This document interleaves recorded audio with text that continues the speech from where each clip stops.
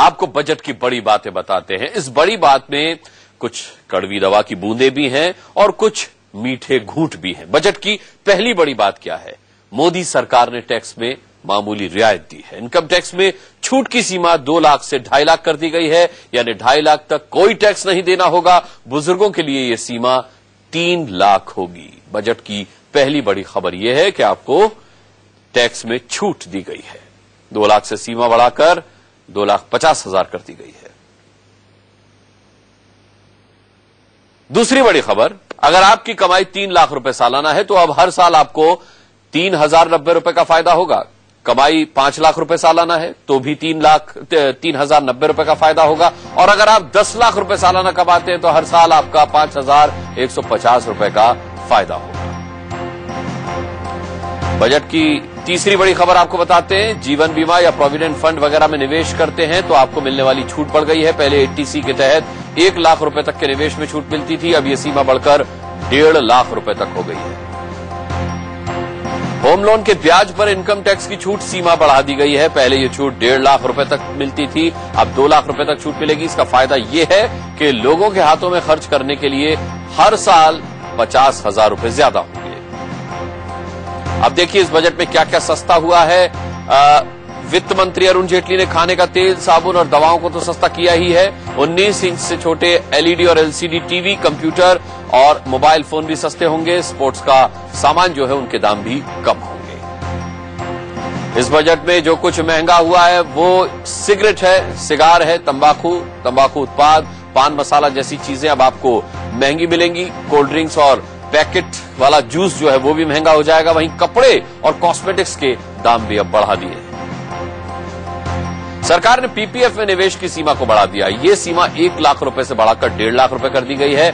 आपको बता दें कि PPF में किए जाने वाले निवेश पर इनकम टैक्स नहीं लगता है।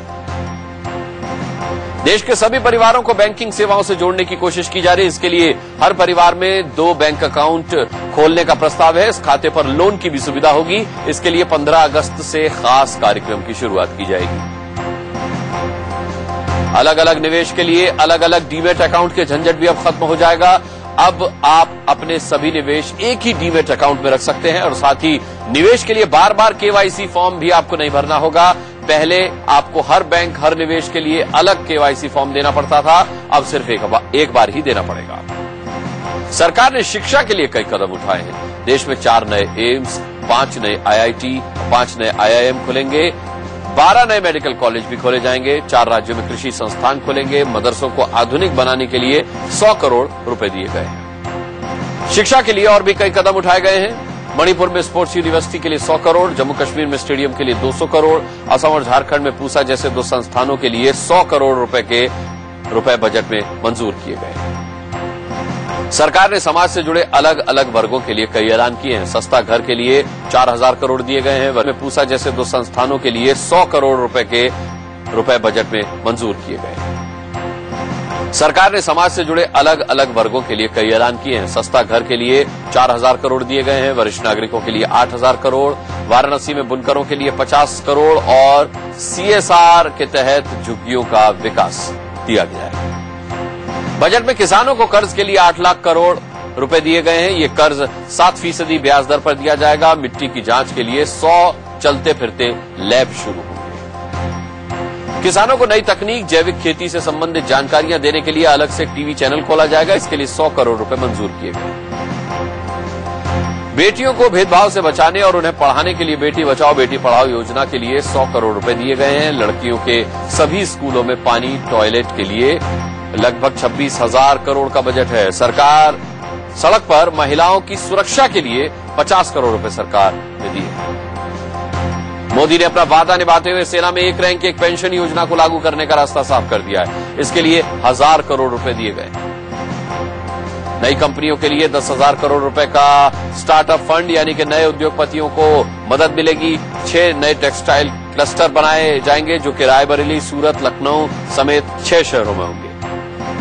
युवाओं को रोजगार के लिए तैयार करने के मकसद से स्किल इंडिया योजना शुरू होगी। देश की महिला खिलाड़ियों के प्रशिक्षण के लिए 100 करोड़ का प्रावधान भी इस बजट में किया गया है। मोदी ने अच्छे दिन का जो सपना दिखाया उसे सच करने के लिए विकास की कई परियोजनाएं शुरू की गई। बड़े शहरों के आसपास 100 नए शहर बनाए जाएंगे, जिनके लिए लगभग 7,060 करोड़ रुपए तय किए गए हैं। गांव को शहरों जैसा बनाया जाएगा। देश में 8,500 किलोमीटर हाईवे बनाए जाएंगे। हाईवे के विकास के लिए 37,000 करोड़ रुपए खर्च किए जाएंगे। वहीं प्रधानमंत्री ग्राम सड़क योजना के लिए लगभग 14,389 करोड़ रुपए खर्च किए जाएंगे।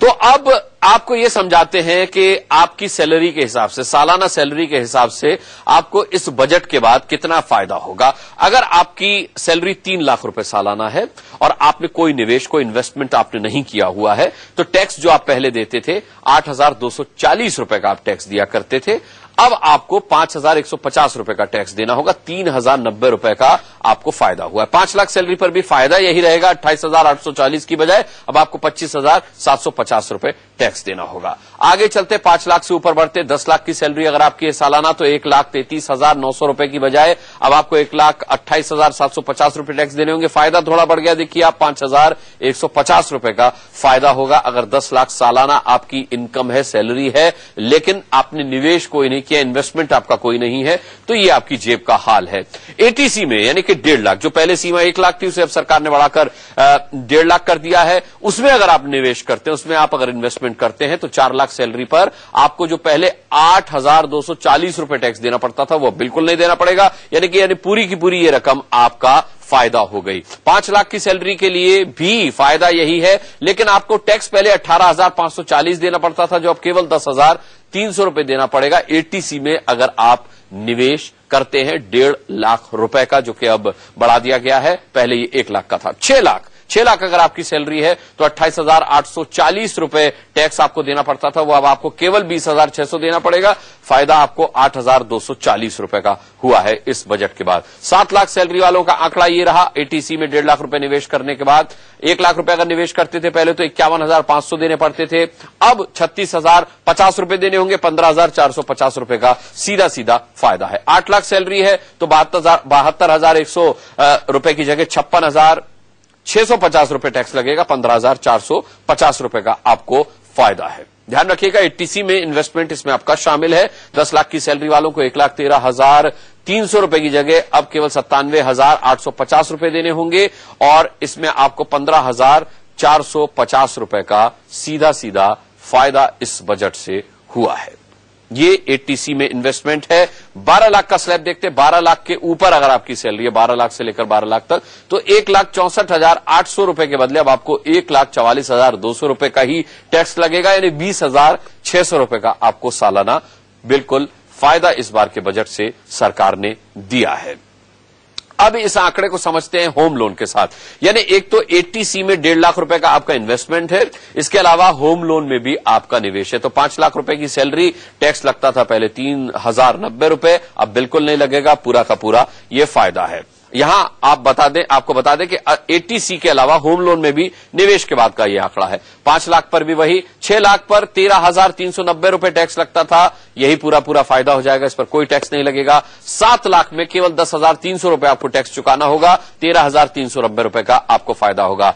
8 लाख रुपए अगर आपकी सैलरी है और 2 इन्वेस्टमेंट आपके हैं इस एटीसी में और होम लोन में, तो 20,600 रुपए आपको टैक्स देना होगा और इतना ही आपका फायदा 50-50% मामला हो गया। 20,600 रुपए का ही आपको फायदा हो गया नए बजट के हिसाब से। 9 लाख रुपए अगर आपकी सैलरी है तो आपको केवल 41,200 रुपए टैक्स में देने होंगे। 20,600 यहां पर भी फायदा, पहले आपको 61,800 रुपए टैक्स देना पड़ता था।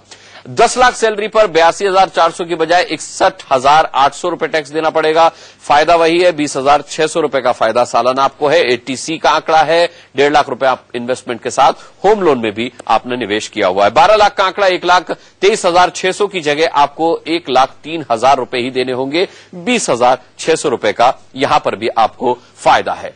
अब आपको बताते हैं टैक्स में छूट का रियलिटी टेस्ट क्या कहता है। टैक्स में छूट से आपकी सैलरी में बचत होगी, ये एक बड़ा सवाल है। चलते हैं